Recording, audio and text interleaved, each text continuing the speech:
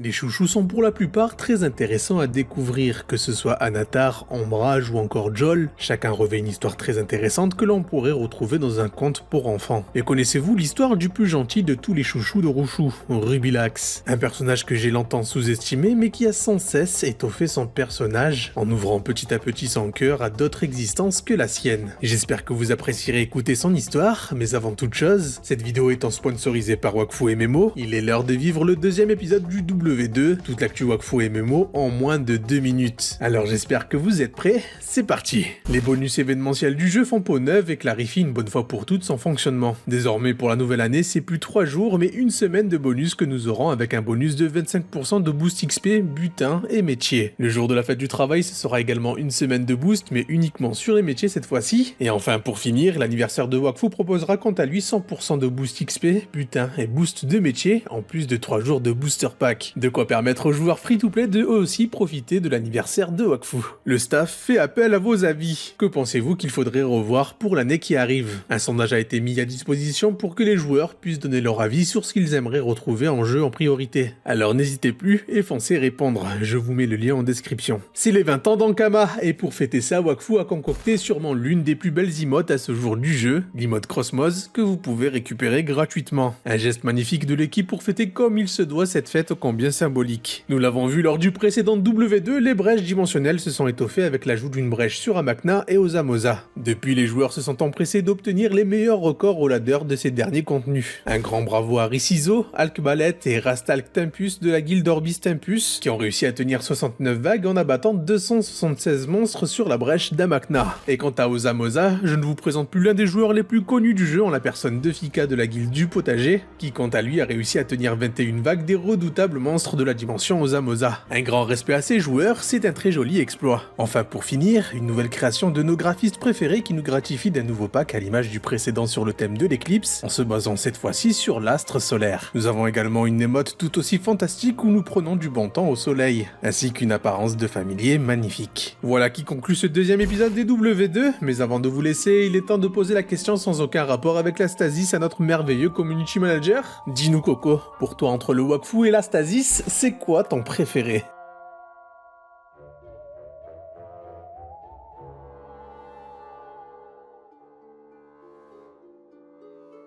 Sacré Coco. Allez, voilà qui conclut ce deuxième épisode des W2, un rendez-vous que je l'espère vous appréciez retrouver tous les 15 jours sur cette chaîne. Et n'oubliez pas, foncez en description pour télécharger Wakfu et nous retrouver chaque samedi en live sur la chaîne. Allez, il est temps désormais d'enfin démarrer cette vidéo. Voici l'histoire des plus attachants des chouchous, Rubilax.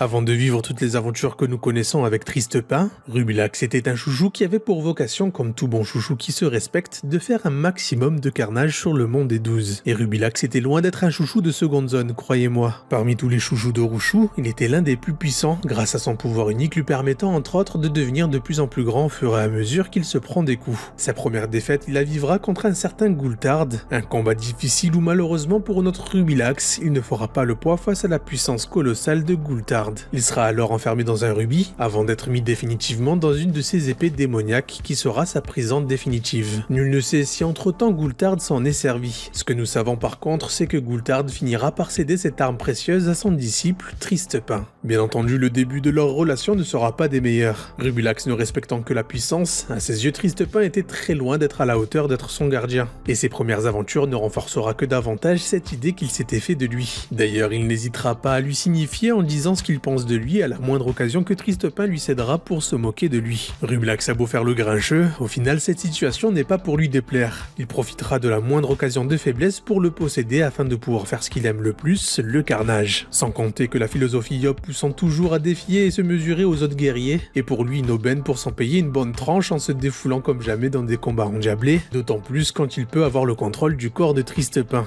Ce n'est qu'en rencontrant Hugo et en formant la confrérie du tofu que Tristepin va enfin devenir un véritable véritable chevalier digne de ce nom. Bien sûr, cela n'empêchera pas Rubilax de se moquer de Tristepin à la moindre occasion, lui valant le droit d'être tapé contre des rochers pour qu'il cesse de se moquer. Des moments comiques où nous voyons que même si Rubilax joue les méchants, il n'est pas foncièrement malveillant à l'égard de Tristepin. Malgré tout, il franchira les limites lorsqu'il brisera l'arc d'Eva, alors qu'il avait pris le contrôle du corps de Tristepin. Ne se sentant alors plus capable de garder le contrôle sur Rubilax, il décidera de s'en débarrasser en l'enterrant, avant de se lancer dans une longue traversée du désert pour faire le clair sur lui-même.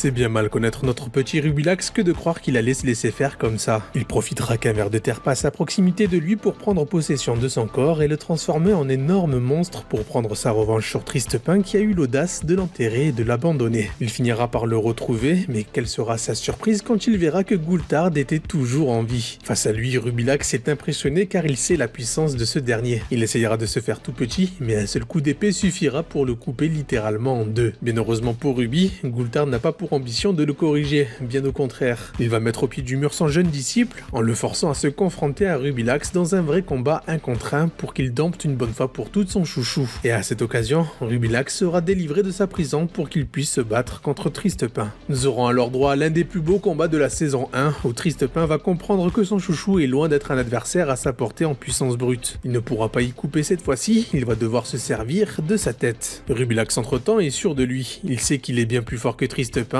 mais ce dernier va le surprendre en utilisant sa tête dans tous les sens du terme puisqu'au fur et à mesure que Tristepin lui mettra des coups de tête, il grandira au point de s'enfoncer dans le sable. Un coup de maître qui forcera le respect de Rubilax qui admettra qu'il avait peut-être eu tort sur son compte finalement. Enfin, il acceptera Tristepin en tant que gardien. Cela ne l'empêchera pas de se moquer de lui dès qu'il en aura l'occasion. N'empêche, on verra que Rubilax sera bien plus conciliant et aidera véritablement Tristepin dans ses combats pour essayer de vaincre ses ennemis. Mais ce qui va réellement sceller leur relation, ce sera la mort de Tristepin qui, grâce à Rubilax, réussira in extremis à rester en vie en changeant à la dernière seconde de corps. L'âme de Rubilax basculant de sa prison au corps de Tristepin et vice versa. Profitant de cette situation, il va même tenter de bien se faire voir de son maître Rouchou en réunissant tous ses frères et sœurs chouchous captifs, sans pour autant les délivrer de leur prison. Malheureusement, il comprendra que parmi les siens, il n'est pas estimé à sa juste valeur. Peu importe ses accomplissements, il sera toujours vu comme étant un paria, un chouchou trop bon pour être digne de faire partie des leurs. Il se rebellera alors contre Rouchou, brisant son lien avec son peuple, et la phrase qui va définitivement le mettre à genoux sera lorsqu'Eva lui expliquera qu'en réalité, il n'est nul autre qu'un gentil chouchou essayant de jouer les méchants. Une phrase cruellement véridique qui portera le coup de grâce à Rubilax, rendant alors son corps à Tristepin pour se murer dans sa petite prison et tenir le silence. Une situation qui va rendre fou Tristepin, lui qui était davantage habitué au sarcasme de son chouchou. Même le frapper contre des rochers n'y fera rien,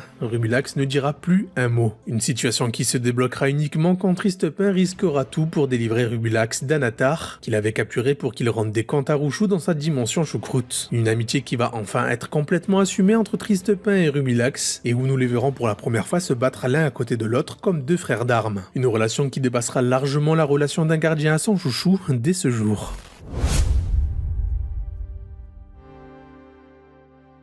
Rubilax sait désormais qui il est. Il est peut-être le plus gentil des chouchous, mais au final c'est bien mieux que d'être traité de paria par ses frères et sœurs. On peut dire même qu'il deviendra un membre à part entière de la famille Perceval, vu qu'il passera de Goultard à Tristepin et même Eleli, auquel il acceptera de se lier le temps d'un combat, même si elle n'est pas sa gardienne. Ruby a réussi à ouvrir son cœur à celui qu'il est réellement, débloquant alors ce personnage dans les liens qu'il construit avec les autres membres de la confrérie, ou bien plus encore avec Tristepin. On témoigne les nombreuses situations dangereuses qu'il vivra à fond avec Tristepin en lui laissant le contrôle total du mode chouchou, notamment contre Rouchou, où il fait face à son ancien maître dans un combat où il sera aux côtés de Goultard et Tristepin. Tout un symbole de changement d'air dans la vie de Rubilax. Ce qui marque pour moi la marche supérieure dans leur relation, c'est quand il permettra de nouveau à Tristepin d'échapper à la mort en plus de lui permettre un énorme power-up, lui octroyant des possibilités infinies vu les capacités de transformation de Rubilax. Bien sûr, jamais il admettra qu'il a fait ça parce qu'il a de l'affection pour Tristepin. Il prétextera signer un contrat contre lequel Tristepin offrira sa liberté à la fin de cette aventure, bien qu'il savait pertinemment qu'il aurait pu l'avoir naturellement, vu que sa prise en objet qui était son épée s'était brisée. Rubilax connaît mieux que personne Tristepin, il le connaît même mieux que sa femme ou que quiconque dans ce monde. Il sait qui il a été, le parcours qu'il a dû vivre, et les épreuves qui l'ont mis à mal pour devenir le Yop qu'il est aujourd'hui. Des connaissances qui lui permettent de pouvoir le motiver comme personne lorsque la situation l'impose. Son combat contre le Darkblade nous le montre d'ailleurs, en trouvant les mots justes pour que Tristepin puisse venir à bout de lui. Il en viendra même à surprendre Goultard qui était un milieu de s'imaginer que Rubilax deviendrait ce genre de chouchou, et surtout qu'il les comprendrait aussi bien. C'est face à l'adversité que l'on apprend à se connaître, et que l'on découvre aussi le lien que l'on partage avec les autres. Rubilax a dû faire face à soi-même et s'accepter avant de pouvoir ouvrir son cœur à d'autres personnes. Une des relations que je trouve les mieux travaillées de la série, une des seules relations qui a été complètement aboutie pour le coup, mais il n'empêche que c'est toujours un plaisir de pouvoir retrouver ces scènes tantôt comiques et parfois épiques avec Tristepin. Clairement, j'aime énormément Rubilax, et forcément comme tout le reste de la confrérie, j'ai hâte de pouvoir le retrouver dans la fameuse saison 4.